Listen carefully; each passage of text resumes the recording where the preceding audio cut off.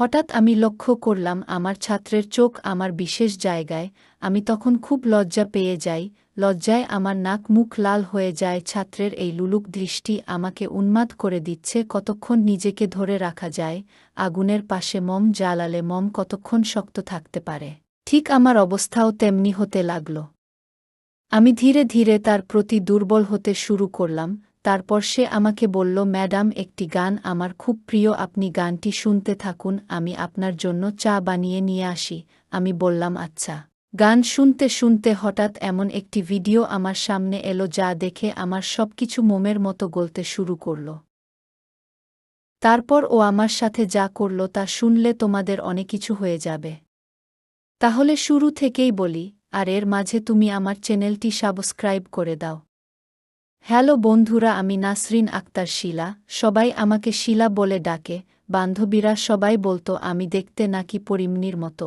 আমি একটি পাবলিক ইউনিভার্সিটিতে পড়ি। আমার বয়স ২ বছর। আমার বাবা মা গ্রামে থাকে আর আমি ঢাকায় একটি ছাত্রী হোস্টেলে থাকি।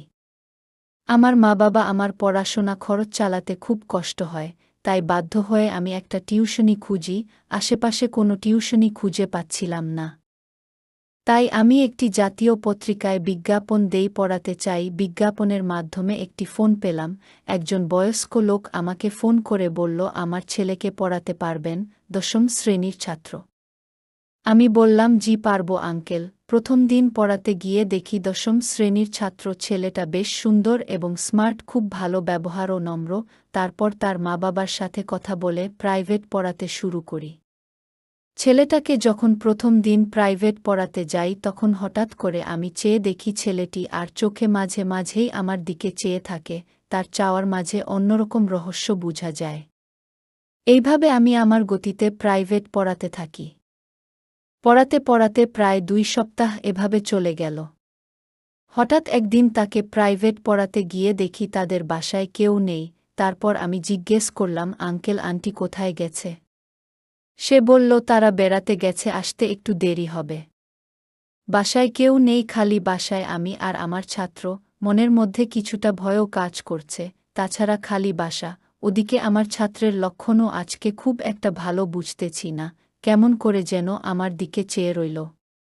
তারপর আমার ছাত্র বলল, ম্যাডাম, আমার খুব মাথা ব্যথা করছে, চা খাবেন? আপনি চা খেলে আপনার জন্য চা বানাবো।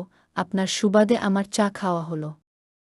আমি বললাম, ঠিক আছে, চা খাওয়া যেতে পারে। আমার কথা শুনে ছাত্র খুব সুন্দর করে মনের মাধুরী মিশিয়ে চা বানিয়ে আনল। আমি চা মুখে দিয়ে দেখলাম অনেক মজা হয়েছে। আমার ছাত্র যে এত সুন্দর করে তা বানাতে পারে তা আমি কখনো কল্পনাই করতে পারিনি। তার হাতে চা খেয়ে তার প্রশংসা করতে লাগলাম। আমার প্রশংসা শুনে সে অনেক খুশি হল। এভাবে তাকে ২ মাস পড়ালাম। ২ মাস খুব ভালোই কাটল। তারপর একদিন শখের বসে শাড়ি পরে ছাত্রের বাসায় প্রাইভেট পড়াতে গেলাম। আমার ছাত্র আমাকে দেখে বলল, ম্যাডাম, আপনাকে অনেক সুন্দর লাগছে। ম্যাডাম, আমি আপনাকে সত্যিই অনেক ভালোবাসি। আপনার ব্যবহার, চেহারা, সুন্দর বনলতার মতো চুল, সব কিছু আমাকে মুগ্ধ করেছে। আমি আমার অন্তরের অন্তঃস্থল থেকে, হৃদয় গভীর থেকে আমার সবটুকু ভালোবাসা আপনাকে দিলাম। প্লিজ আপনি আমার ভালোবাসা গ্রহণ করুন।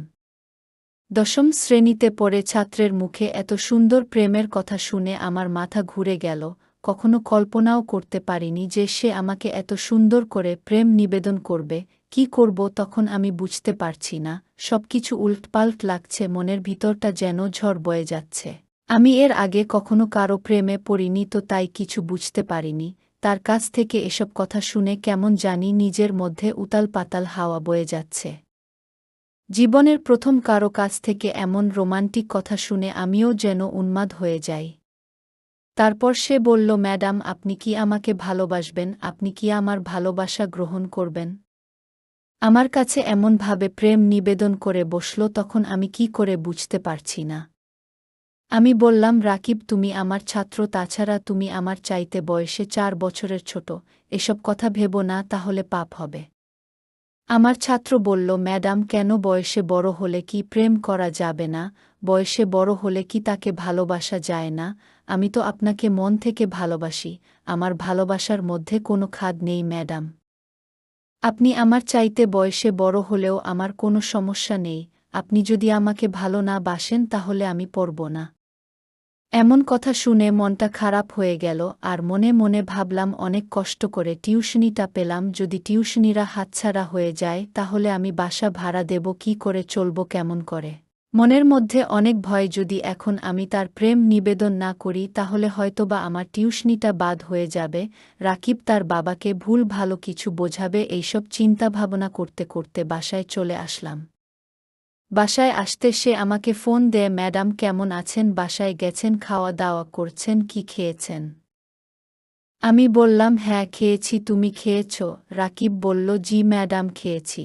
আগামীকালকে কোথাও ঘুরতে যেতে মন চাইছে, চলেন কোথাও ঘুরতে যাই, আমার খুব ঘুরতে ইচ্ছা করছে। ম্যাডাম বলল কোথায় যাবে? আমি বললাম নন্দন পার্ক। ম্যাডাম নন্দন পার্কের কথা শুনে অনেক খুশি হল। ম্যাডাম আমার সাথে ঘুরতে যেতে রাজি হল। তারপর ম্যাডামকে নিয়ে নন্দন পার্ক এ গেলাম ঘুরতে, সেখানে অনেক কপোতকপতি হাত ধরে চলা, বসে আড্ডা মারা, এসব দেখি আমি ছাত্রের প্রতি আরও ইমোশনাল হয়ে পড়ি, সেও আমাকে বিভিন্নভাবে তার প্রতি দুর্বল করার চেষ্টা করে, এভাবে আনন্দঘন মুহূর্তে এদিনের সময়টা কাটল। এই দিন আর আমি তাকে প্রাইভেট পড়াতে যাই নাই, পরের দিন আগে মতো প্রাইভেট পড়াতে গেলাম। আমি তাকে মনোযোগ দিয়ে প্রাইভেট পড়াতে শুরু করলাম। হঠাৎ দেখি আমার টেবিলের নিচে আমার পায়ের উপর কারো পায়ের সুডসুডি লাগছে, বুঝতে বাকি নেই সে যে আমার গুণধর ছাত্র। হঠাৎ পায়ের মধ্যে কোনো পুরুষের ছোঁয়া পেয়ে সমস্ত শরীর যেন কাঁপুনি দিয়ে উঠল, মনে হলো শরীর বিদ্যুৎ প্রবাহিত হতে শুরু হলো।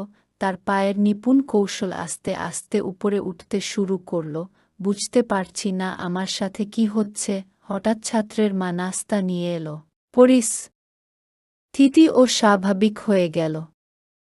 এইভাবে সেদিন আমি বেঁচে গেলাম, আর মনের মধ্যে ভয় হতো কখন জানি কি হয়। তারপর আর একদিন রাকিবের বাবা মা 2 দিনের জন্য রাজশাহী গেছে, তাদের কোনো এক আত্মীয় নাকি অসুস্থ, তাদেরকে দেখতে গেছে। রাকিবকে নিয়ে যায় নাই, কারণ সামনে তার পরীক্ষা। এই 2 দিন নিয়ে আমার খুব ভয় ছিল, আর মনে মনে ভাবি রাকিব আমার জন্য যে পাগল জানি না, এই 2 দিন খালি বাসায় রাকিব আমার সাথে কি করে, মনের মধ্যে আতঙ্ক নিয়ে তাকে প্রাইভেট পড়াতে যাই। এই 2 দিন প্রাইভেট পড়াতে যেতে চাচ্ছিলাম না, আঙ্কেল বলে গেল রাকিবের সামনে পরীক্ষা, তাই প্রাইভেট একদিনও মিস দেওয়া যাবে না। কি করব, বাধ্য হয়ে আমাকে পড়াতে যেতে হলো। রাকিবের আব্বা আম্মা যখন রাজশাহী বেড়াতে চলে গেল, এর পরের দিনে আমি রাকিবের বাসায় তাকে প্রাইভেট পড়ানোর উদ্দেশ্যে যাই। কলিং বেল চাপ দিলে রাকিব এসে দরজা খুলল। দরজা খোলার সাথে দেখতে পেলাম সমস্ত রুম সে কাঁচা ফুল দিয়ে সাজিয়ে রেখেছে, আর পুরোটা জুড়ে লেখা রাকিব প্লাস শিলা। আমি অবাক হয়ে বললাম এসব কি? সে বলল এটা আমার ভালোবাসার বহিঃপ্রকাশ। আজকেও আপনাকে অনেক সুন্দর লাগছে ম্যাডাম, আপনাকে একটা কথা বলবো, দয়া করে আমার কথাটা রাখবেন। আমি বললাম বলো, রাখার মতো হলে রাখব। তারপর রাকিব বলল প্লিজ আমার কথা রাখবেন, মা বাবা 2 দিনের জন্য বেড়াতে গেছে। এই 2 দিন আমি শুধু আপনার সাথে গল্প করব ম্যাডাম, না করবেন না। তার এমন রিকোয়েস্ট আমি না করতে পারলাম না। আমি বললাম ঠিক আছে যাও, তোমার কথা রাখলাম। গল্প করতে করতে হঠাৎ আমি লক্ষ্য করলাম আমার ছাত্রের চোখ আমার বিশেষ জায়গায়। আমি তখন খুব লজ্জা পেয়ে যাই, লজ্জায় আমার নাক মুখ নীল হয়ে যায়। ছাত্রের এই লোলক দৃষ্টি আমাকে উন্মাদ করে দিচ্ছে, কতক্ষণ নিজেকে ধরে রাখা যায়? মোমের পাশে আগুন জ্বালালে মোম কতক্ষণ শক্ত থাকতে পারে, ঠিক আমার অবস্থাও তেমন হতে লাগল। আমি ধীরে ধীরে তার প্রতি আকৃষ্ট হতে শুরু করলাম। তারপর সে আমাকে বলে ম্যাডাম একটি গান আমার খুব প্রিয়, আপনি গানটি শুনতে থাকুন, আমি আপনার জন্য চা করে নিয়ে আসি। আমি বললাম আচ্ছা। গান শুনতে শুনতে হঠাৎ এমন একটি ভিডিও আমার সামনে এলো যা দেখে আমার সব মোমের মতো গলতে শুরু হলো, চরম পর্যায়ে আসতে শুরু হলো, বুঝতে পারছি না এখন কি করব। এই ভিডিওটা দেখে আমার আবেগ শত গুণে বেড়ে গেল। সে আসতেই আমি ভিডিওটা বন্ধ করে ফেলি। সে চা নিয়ে এসে বলল, ম্যাডাম এই নিন, ম্যাডাম আপনার জন্য আমার পক্ষ থেকে স্পেশাল চা। আমি বললাম, তাই আচ্ছা ঠিক আছে। চায়ে মুখ দিয়ে দেখি, বাহ, অনেক সুন্দর চা বানিয়েছে, যার জন্য তোমাকে অনেক ধন্যবাদ। সে বলল, ম্যাডাম শুধু কি ধন্যবাদ? আমি বললাম, আর কি দিব, আমার কাছে তো দেওয়ার মতো কিছু নেই। আমি বললাম, ম্যাডাম একটু ভেবে দেখুন, অনেক কিছুই আছে। এই বলে সে ভিতর থেকে কি যেন আনতে গেছে, আর আমি চা খাচ্ছিলাম। হঠাৎ পিছন থেকে আমার কাঁধের উপর কারো হাতের ছোঁয়া অনুভব করি। হাতের ছোঁয়া পেয়ে আমার মনে হলো যেন সমস্ত শরীরে অনুভূতির ঝড় বইতে শুরু হলো। আমি পিছনে ফিরে দেখি, আর কেউ নয়, সে আমার ছাত্র। তারপর সে আস্তে আস্তে তার হাতে এবং অন্যান্য প্রত্যঙ্গের গতি বিভিন্ন কৌশলে কাজে লাগাতে লাগল। আমি তো তার কৌশল দেখে অবাক। মাত্র ক্লাস 10-এ পড়ে একটা ছেলে কি করে এত কৌশলে একটা মেয়েকে বশ করতে পারে, একটা মেয়েকে আবেগের জোয়ারে ভাসিয়ে দিতে পারে। অবশেষে তার কৌশলের কাছে আমি হেরে গেলাম। মাত্র ক্লাস 10-এ পড়া ছেলের কৌশলে আমি আনন্দে ভাসতে শুরু করলাম। এভাবে কি হয়ে গেল আমি বুঝতে পারলাম না। প্রায় 2 ঘন্টা বিনোদনের পর আমি উঠে দাঁড়ানোর চেষ্টা করলাম, কিন্তু পারলাম না। অনেক কষ্ট হচ্ছে, মনে হচ্ছে যেন আমার উপর দিয়ে কালবৈশাখী ঝড় বয়ে গেছে। খুব কষ্ট করে আস্তে আস্তে বাসায় আসলাম। 2 দিন পর্যন্ত আর বিছানা থেকে উঠতে পারছিলাম না। আর মনে মনে ভাবলাম, এত ছোট একটি ছেলে কিভাবে এত কৌশল জানল। তার কৌশলের মায়ের কাছে আমি যেন লণ্ডভণ্ড হয়ে গেছি। অনেক কষ্ট করে প্রায় 1 সপ্তাহ পর আমি সুস্থ হই। সুস্থ হয়ে পরের দিন আবার টিউশনি পড়াতে যাই। সে আমাকে দেখে বলল, কি ম্যাডাম, কেমন দিলাম সেদিন? আমি লজ্জায় কথা বলি না, মুখ লাল হয়ে গেছে। তারপর সে আস্তে আস্তে আবার আমার সাথে ওই রকম কাজ করে। আমায় বাধ্য হয়ে তাকে দিতে হতো। মনে মনে ভাবতাম, নষ্ট হয়েছি, একজনের দ্বারাই হই। আর সে যেহেতু আমাকে নষ্ট করেছে, সুতরাং তাকেই আমি বিয়ে করব। এইভাবে প্রায় 2 মাস পার হয়ে গেল। হঠাৎ একদিন আমার বমি বমি ভাব আসছে। বুঝতে পারছি না হঠাৎ বমি হচ্ছে কেন। মনের ভিতর সন্দেহে তীর বিদ্ধ হল। জানি না আমার কি হয়েছে। মনের সন্দেহ দূর করতে টেস্ট করলাম। টেস্ট দেখে আমার পায়ে নিচ থেকে মাটি সরে গেল। নিজেকে খুব অসহায় মনে হল। এখন আমি কি করি? বাধ্য হয়ে তার সাথে আমার এই ব্যাপারে কথা বলতে হবে। আমি আমার ছাত্রকে সব বলার পর সে চুপ করে রইল। নিজেকে খুব অসহায় ভাবতে শুরু করল। সেও বোকা হয়ে রইল, কোনো কথা বলল না। আমি বললাম, তুমি তোমার বাবা মায়ের কাছে বিষয়টা শেয়ার করো, না হলে আমি মরে যাব।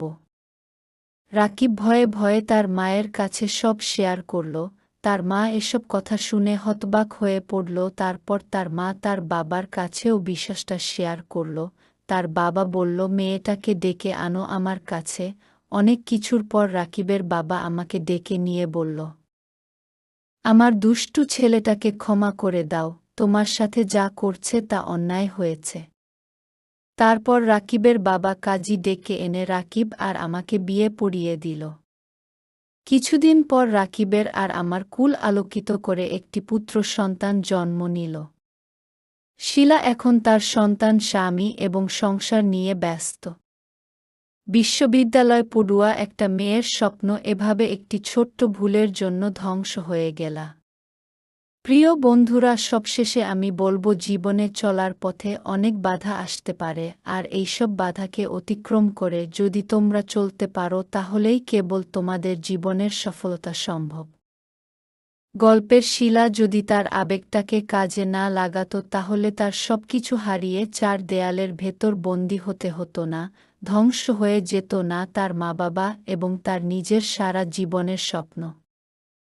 মহান রাব্বুল আলামিন আমাদের সকলকে সঠিক বুঝ দান করুন।